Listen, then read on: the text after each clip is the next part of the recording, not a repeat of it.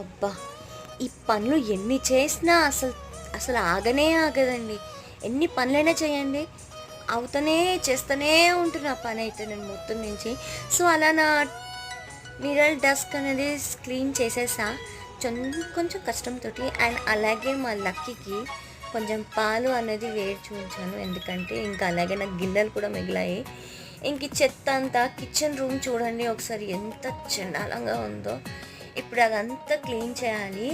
ఇంకా ఆడపిల్ల అంటేనే ఇంట్లో పని చేయాల్సిందే కదండీ!